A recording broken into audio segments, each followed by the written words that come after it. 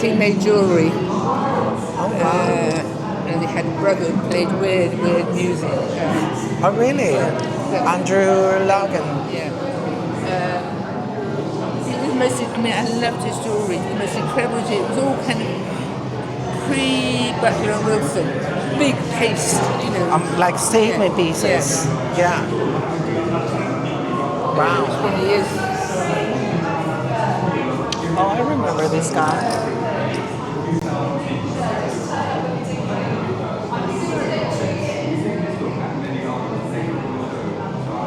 I just touched that. Oh my God, I just realized. Do not touch. Look, this is a letter where he was inviting Charles and Diana to a party. I think it's his birthday party. Obviously, it's a mockery, and he's making fun. But the funny thing about it is that they did reply. You see, that Andrew Logan would have known, because Andrew Logan I knew when I used to do nanny in the house that was very thingy. Sainsbury's were there, Lord and Lady Sainsbury. Andrew Logan knew all those people. Yeah, it was part of. He was high. He was high. Look what they replied to them, to Mr. Logan. Thank you very much for your canine. Unfortunately, the Royal Highness are unable to accept. But he was from that high birth, you know, whatever the word is, from that class.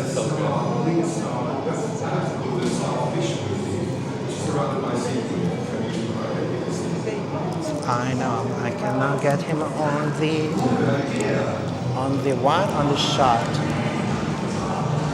So we're gonna move into the best piece. Well, I'm not gonna say my favorite because there's so many amazing things in this exhibit. But this piece, this garment, is absolutely stunning. I would wear this jacket day in, day out to go to Tesco's and back. It's like amazing, and it shows the progression in terms of design and skill, because everything else that he did prior was amazing. This one is just like spot on in every single detail. So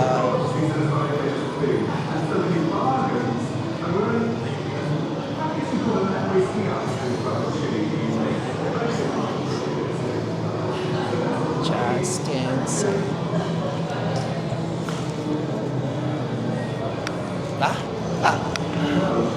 And I was moving here to show.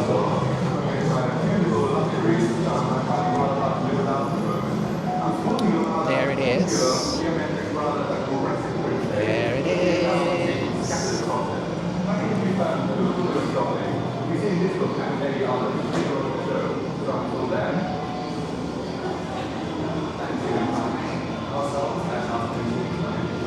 Right. Now we're moving back to Marine.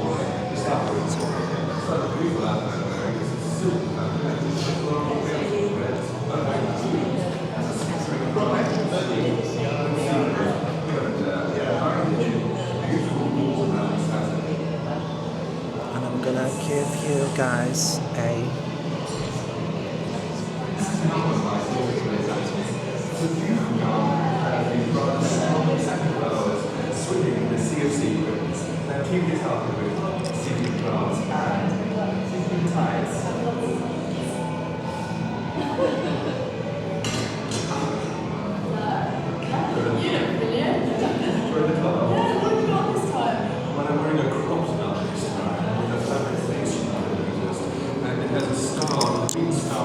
I like to call it a starfish motif, which is surrounded by seaweed, which I'm using quite heavily this season.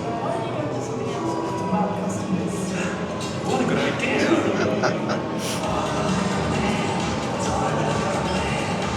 This is amazing. There by the BBC. And again, it's a social mockery. Leigh, how much interest do you take in fashion generally?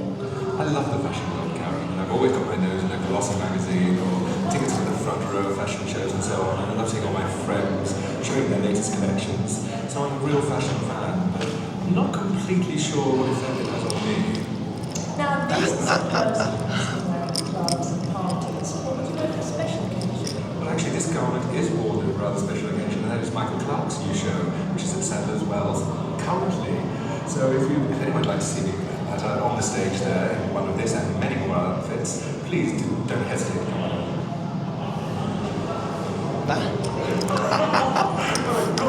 Oh, we're the same today. So many bargains. I'm wearing, I guess you call it an après-ski outfit in this rather chilly evening. I think it's quite appropriate in this setting as well. So that's all from me. Thank you. Voila! Well, here we are today, as you might expect, at the world's finest department store. I'm going to try a few little luxuries which I'm finding rather hard to live without at the moment. I'm sporting a rather angular, geometric, rather aggressive print with a few thousand sequins scattered across it.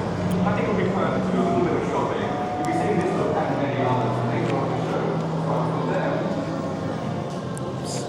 And here we find ourselves at Right. And we're entering the next room.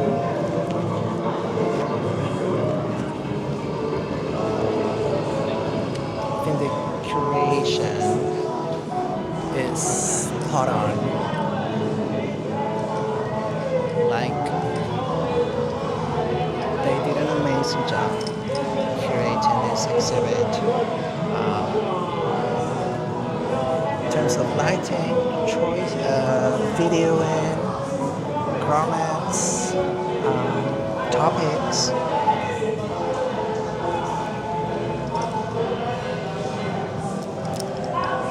That little lady there, Maureen, my friend, is amazing. She's a little bit of a rock star. She used to go out clubbing with Freddie Mercury, and she lived that era, late 70s, throughout the 70s and late 70s, early 80s, where she was hanging out and living la vida loca in London. So when you sit down with her and listen to her stories, it's just like mesmerizing. So that's why she's here.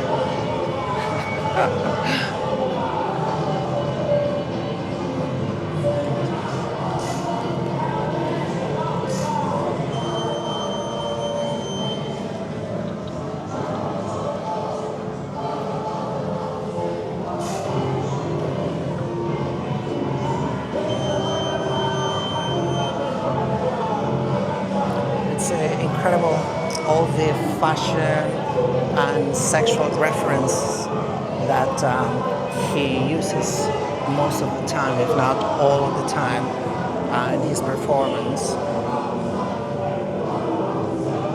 And you can see them in the garments and, you know, the accessories.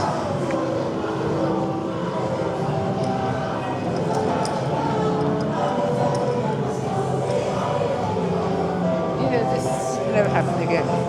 Oh, absolutely. And I said to Joshi, unless you suddenly form a whole new language in culture, It won't, never. no. You won't walk into a pub and see something like this, you know. No, because they were paving the way, and now the thing they're... no, not allowed, not banned, it's unseen. Exactly. You know, all the regulations, all the laws, everything.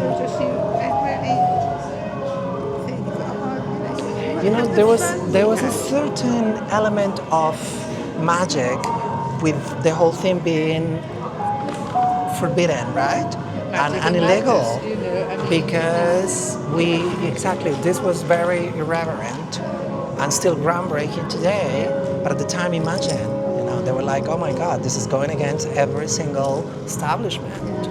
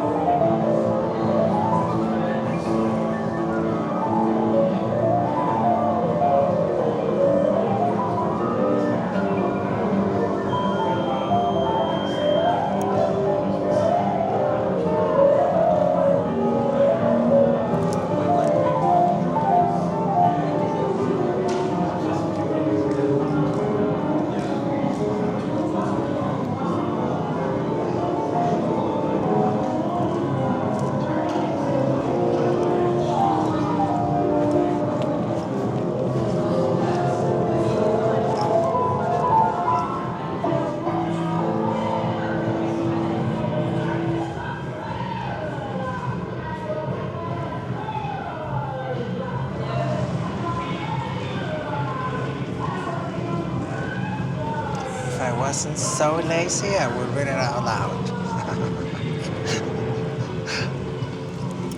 But I am.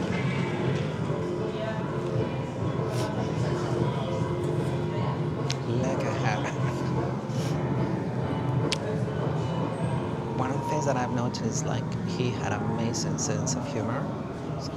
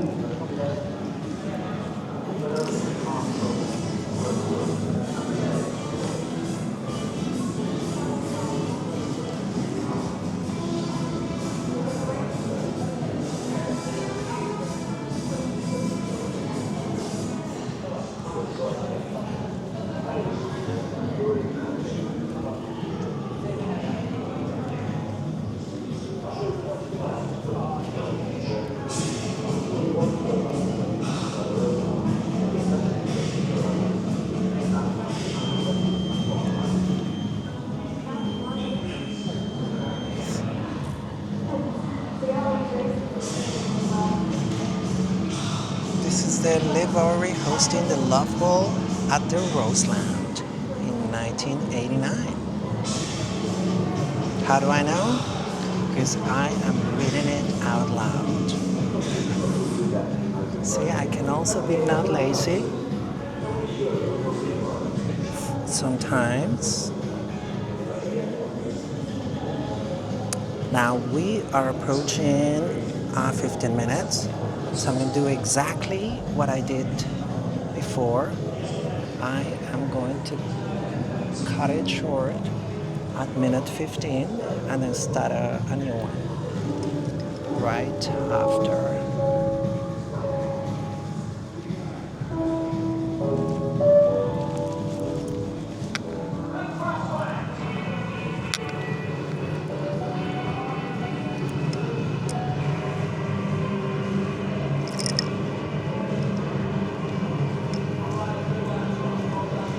I think I'm ready to move to the next one.